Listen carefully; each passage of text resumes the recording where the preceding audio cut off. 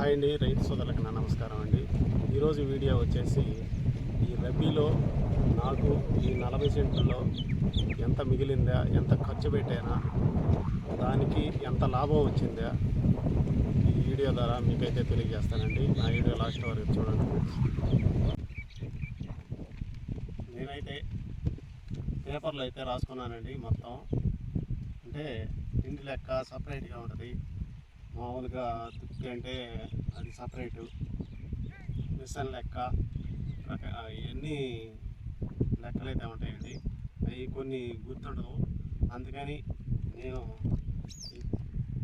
పేపర్లు అయితే రాసుకొని మీకైతే తెలియజేస్తున్నాను. ఫస్ట్ కాడి నుంచి మనం విత్తనాలు వచ్చేసి 6 కేజీలు అయితే చల్లానండి. 6 కేజీలు వచ్చేసి 300 రూపాయలు. తర్వాత దుక్కి ఈ 40 సెంట్లకు వచ్చేసి ఎకరాలకు వచ్చి 3500 అండి. 40 సెంట్లకు వచ్చేసి 1400. తర్వాత నారాత ఖర్చు 2200, చెంగు ఒక 500, మందులు గుళికలు అవి వచ్చేసి ఒక 5168 రూపాయలండి. ఈ మందులు గుళికలు అంటే మనం ముందుగా డబ్బులు పెట్టయితే కొనుక్కో రాడండి. రైతు అయితే అప్పు అయితే తెస్తాడు, దానికి వడ్డీ అసలు అన్నీ కలిపి నాకు పడింది 5168 రూపాయలు. నేను మందులు గుళికలకైతే చెప్పానండి. తర్వాత వచ్చేసి పిండి కట్టలు, ఫస్ట్ వచ్చేసి సూపర్ కట్ట ఒకటి వేసానండి. వీడియోలు చూడండి, మీకైతే అర్థమవుతుంది. ఫస్ట్ సూపర్ కట్ట వేసాను, తర్వాత వచ్చేసి 28 కట్ట ఒకటి వేసాను, తర్వాత యూరియా. ఈ రబీలో నేను వేసిన పిండులు మూడే అండి. ఒకటి సూపరు, 28, తర్వాత యూరియా. సూపర్ తీసేసిన నేను ఈ 40 సెంట్లకి 2 కట్టలు అయితే వేసానండి. సూపర్ వచ్చేసి 600, ఈ 28 వచ్చేసి 1900, యూరియా 300 అండి. మిషన్ కోత వచ్చేసి 20 నిమిషాలు పెట్టిందండి. 20 నిమిషాలకి వచ్చేసి 800 రూపాయలండి. గంటకు వచ్చేసి 2200. ఒక ట్రిప్కి వడ్లు 500 రూపాయలండి. తర్వాత వచ్చేసి 3 కట్టలు చల్లిన దానికి రామరికి వేస్తున్నానండి. ఒక్క కట్ట చల్లిన దానికి వచ్చేసి అది నా సొంత కృషి అనమాట. కానీ నా సొంత కృషి అయినా సరే పెట్టుబడి అంటే పెట్టుబడి, లెక్క అంటే లెక్క అనమాట. ఒక్క కట్టకు వచ్చేసి 200 అనమాట. 3 కట్టలకు వచ్చేసి 600 రూపాయలండి. తర్వాత ముందు కొట్టడానికి సుమారు ఒక 500 అయితే వేసానండి. మొత్తం కలిసి 14,768 రూపాయలు. 40 సెంట్లకి నేను పెట్టిన పెట్టుబడి అనమాట. రబీలో నాకు పండిన పంట వచ్చేసి బీపీటీలు అయితే వేసానండి నేను. ఈ బీపీటీలకి పుట్టి 19 తూములు, ఒక్క తూము తక్కువ 2 పుట్లు అయితే నా పొలం అయితే అయిందండి. దీనికి డబ్బులు వచ్చేసి 32,388 రూపాయలు నాకైతే వచ్చినాయండి. దాంట్లో నుంచి ఈ ఖర్చు తీసేస్తే 17,620 రూపాయలు నాకు మిగిలింది. 17,620 రూపాయలు నాకైతే ఈ 40 సెంట్లలో మిగిలిందండి.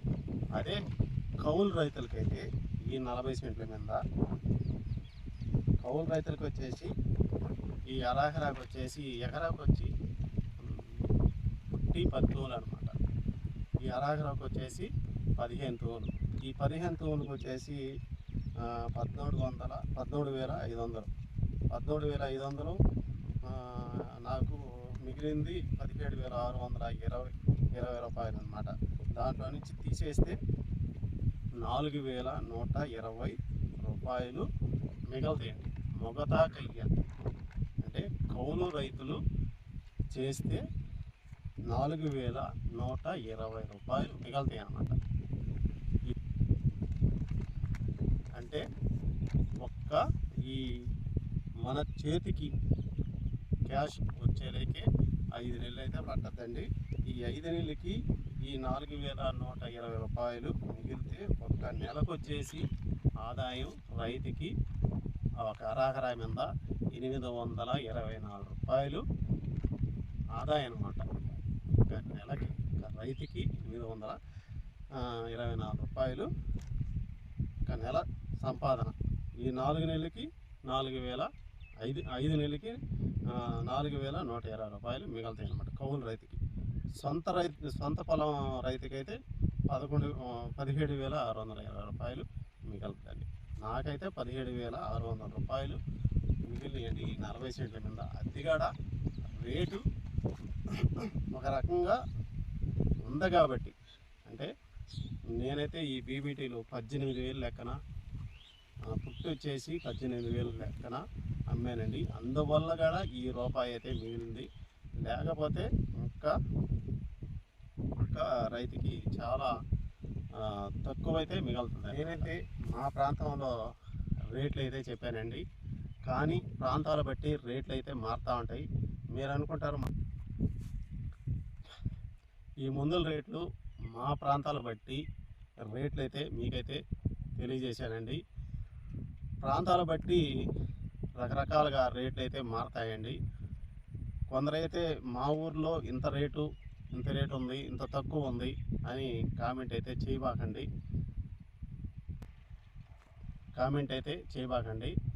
దేనికంటే మీ ఊర్లో ఒక రేటు ఉంటుంది, ఒక 100 పెంచి ఉండొచ్చు, తక్కువ ఉండొచ్చు. మా ఊర్లో ఒక 100 తక్కువ ఉండొచ్చు, పెంచి ఉండొచ్చు. అందుకని మీరైతే కామెంట్ అయితే అలాగైతే చేయబాకండి. నాకైతే 4 ఫుట్ల లెక్కన అయిందండి. కొందరికైతే 3.5 లెక్కన అవుతుంది. ఒక్కొక్కరికి 3 ఫుట్లు దామసా అవుతాయి. అలాంటి వాళ్ళు, అలాంటి రైతులకు కూడా ఇంకా తక్కువ అమౌంట్ అయితే వస్తుంది. ఒక్కొక్కరికి అంటే పెట్టుబడి వచ్చిన లాభం సరిపోద్ది అనమాట. ఒక్కొక్కరికి చేతులు పడుద్ది. అంటే పంటను బట్టి, రేటుని బట్టి రైతుకైతే మిగలటం కానీ, లేకపోతే నష్టం రావటం కానీ ఇలాగైతే జరుగుతాయండి. నేనైతే పెద్ద రైతుల గురించి అయితే మాట్లాడటం లేదండి. సన్నకారు రైతులు, ఎకరా అరకర గల రైతులకి నేనైతే వాళ్ళ గురించి అయితే మాట్లాడుతున్నానండి. నాకైతే ఈ రబీ సీజన్లో వచ్చేసి ఈ 17,000 అయితే మిగిలిందండి. తర్వాత నెక్స్ట్ వచ్చేసి ఖరీఫ్ అయితే స్టార్ట్ అవుతుంది. ఇంకా నీళ్ళైతే ఇంకా రాలేదండి. మాకైతే చెరువుకైతే వస్తున్నాయి, ఇంకా ఫుల్ కాలేదండి. చూడండి, కైలు కూడా ఇంకా దున్నటం కానీ, కాలంలో నీళ్లు రావడం కానీ ఏం లేదు.